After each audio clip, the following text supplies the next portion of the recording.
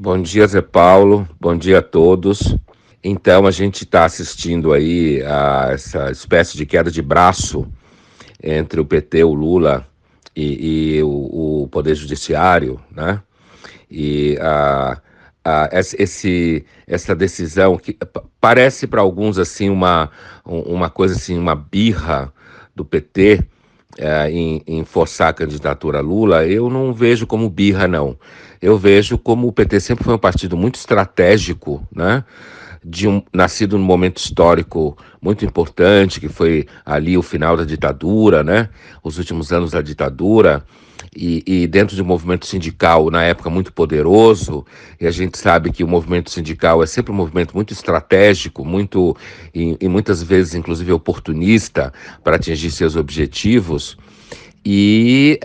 Sem dúvida nenhuma, o PT é o partido mais importante do período pós-ditadura, no sentido de organização partidária, militância orgânica, né, capilarização em vários setores sociais, de várias classes sociais, com um nicho muito poderoso no âmbito daqueles que produzem conteúdo, entre jornalistas, professores, intelectuais e artistas, né, alguns deles de renome internacional, entre os cantores e tal.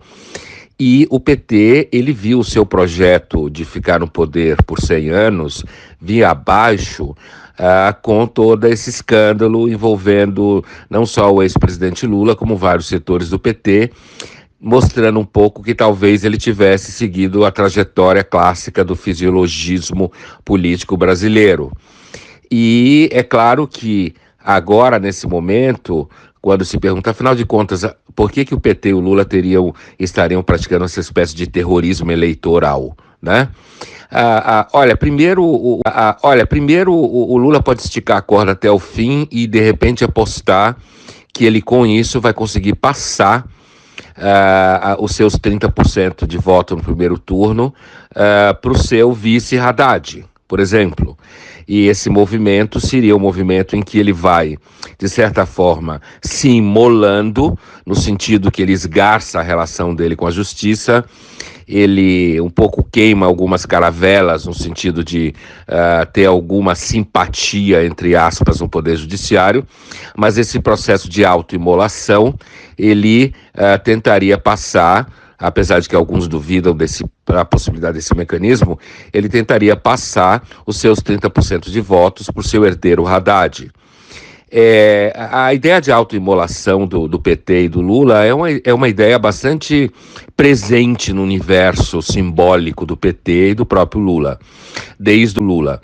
Desde o processo todo de investigação, depois o processo de condenação, a prisão, a gente lembra como, inclusive, alguns setores religiosos ajudaram a compor essa imagem do Lula como uma vítima do processo. E por último, tem mais uma coisa interessante, que é como essa história do Lula e do PT mostra o estado da democracia contemporânea, né? E não só no Brasil. Que é esse estado em que a democracia esgarça suas instituições, o mecanismo de pesos e contrapesos, as narrativas atravessando de lado a lado as instituições e, no caso, os candidatos, e revelando que, às vezes, a própria concepção de fake news parece uma coisa para iniciante dentro da dimensão argumentativa e retórica violenta que constitui a democracia, e, inclusive, o PT nesse momento. Não só o PT, mas a gente está falando do PT hoje. E, portanto, no final das contas, não me parece que a tentativa do Lula e do PT seja uma tentativa puramente de birra, certo? Alguns estão usando a expressão terrorismo eleitoral, mas me parece que é uma tentativa, na verdade, bastante profissional do ponto de vista político. É isso aí, abraço, até semana que vem. Obrigado.